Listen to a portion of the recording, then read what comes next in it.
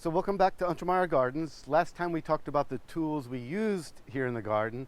Today I'd like to go through and talk about how we maintain those tools. And the first tool that I mentioned earlier that we all use constantly in the garden are hand pruners. And I talked about a good hand pruner being able to be taken apart, and it's all individual parts that can be replaced. So you can see I've already pulled the spring and the bottom screw, and there are all these different parts you can take off and actually get down to the blade, which makes it exceptionally easy to sharpen the blade. And when I do that, I look for the beveled side, and I only want to sharpen on the beveled side. And then I take a very fine file and about 30 degrees and roll all the way out to the blade for every cut. And I'll do this for quite a while until I feel a good sharpness to it. One way to check for how sharp it is to pull your finger across the blade. You never want to go with the blade, you're going to cut yourself. But the rougher it feels against your fingerprint, the sharper it gets. So you can keep doing that until you're not seeing any improvement. And at the end, you want to have a nice clean edge to that. If I were doing this for myself, I'd probably spend another 4 or 5 minutes to get that just right. And while I'm here and have everything apart is the time I like to grab a small brush or some still wool and really take off any of the sap deposits that have gathered up on my blade or anywhere else on the tool. And if there's any rust, I'm going to make sure I get rid of that. And this is a good time to add some oil as well, any light oil. So we have a typical 3-in-1 oil you can find at your local hardware store, any penetrating oil that we keep on hand in a spray bottle at all time to get things cleaned up and to protect it through the next few uses. If you're using your hand tool, if you're using your pruner regularly, I like to go through and clean these up and sharpen them once a week. A sharp tool is so much easier to use than a dull tool, and it's not just about end-user use, it's about taking care of the plant and the health of the tree. So a nice, clean, almost surgical cut on a branch is much more important and valuable than a sloppy cut that hurts and also does damage to the bark or the cambium of a tree. So the cutting tools, and we'll keep looking at those, are the ones that are probably the most important to keep sharp and clean. Here we have our loppers that we do for bigger branches. It's basically the same process that we would use for our pruners. These are a little bit stuck because they haven't been cleaned for a while. But again, I would get in here with some oil and with the still wool and get it nice and cleaned up. And then turn that over to the beveled side of the blade. And again, with my fine file, I would come in here at a 30-degree angle and feather that out until I got a nice sharp edge to that. So again, it's easier to use the tool, and it's not doing any damage to our trees or our branches as we're using those. Same principle applies to head shears. Our tool room's a bit damp, and you can see there's quite a bit of rust on here. So I would start again with the still wool and try to get as much of that rust off as possible. Adding some oil in to loosen that up a little bit is always a good idea. And it starts to get it clean. And then we can flip that over. And again, with the head shear, both blades need to be sharp as opposed to our loppers or our pruners where only one blade is sharp. So you want to look at both these blades and treat them with tender care and get them nice and sharp. Again, easier to use and better for the plant if it's sharp. And that's pretty straightforward to sharpening cutting blades.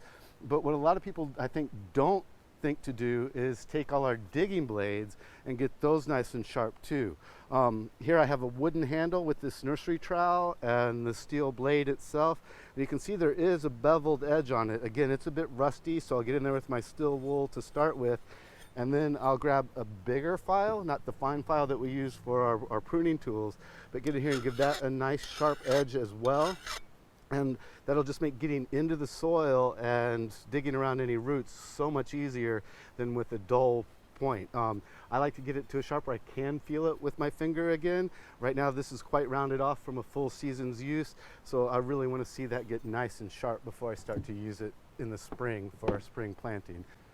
And another group of tools that a lot of people don't think about sharpening and maybe even not maintaining so much are the big handled tools that we talked about last time. Starting with our scoop shovel, you can see this one's quite dirty. It hadn't been cleaned up from its last use. What I like to do, ideally, when we have time, is after every use we come in with a wire brush and get rid of all the dirt that's on there. I'm making a bit of a racket to do so. And then we get a little bit finer. We can grab some steel wool and get that down too and get it cleaned up. And then I like to take, again, it can be a penetrating oil, and here we have WD-40, and get it on there. 3-in-1 oil works as well. Not only does this help preserve the metal, it keeps it from rusting a little bit and corroding quite a bit, and makes it a little bit easier to clean up, especially with the penetrating oil. Lacking penetrating oil, I've been known to just grab some motor oil. So there really is no bad oil you can use. I think ideally, I like to use linseed oil in addition to the penetrating oil. And another thing people sometimes forget is to go ahead and oil the wooden handle as well. I don't know if any of you have left your wooden handles out in a cold winter or in a hot sun, and the handles themselves start to get brittle and they get a bit splintery, which is never fun to work with, a splintering thing. So if you keep this nice and oiled, it keeps a bit flexibility in it. I think it makes it last a little bit longer, and just makes it a little less difficult to work with on a daily basis. And you want to keep your handles in good shape. So here we have our Nursery Spade again. Same thing, I like to get it nice and clean, a bit of oil, a bit of steel wool. And I mentioned before that this is a tool we really like to cut roots and cut into soil with. So this sharp edge is really important. Again, not using a fine file, but a bit coarser file, and get in here and give this as sharp an edge as you can make happen. We like to do this 2 or 3 times through the season. It does dull out fairly quickly, but to start the season with a nice sharp edge is really good. Again, at a 30-degree angle and sliding all the way across until you start to get a good edge. And then you want to turn it over on the back side, make sure that's cleaned up and rust-free as well. And then same thing, get a nice sharp edge going from both sides on this particular tool. A tool that won't work very well unless it's sharp and clean is the scuffle hoe that we talked about. So starting off, getting a good clean look at it, making sure all the rust is knocked off, getting rid of the last session's soil, and you want to see if you have a nice edge there, if anything's pulled back or notched in a bad way, burled over, so to speak.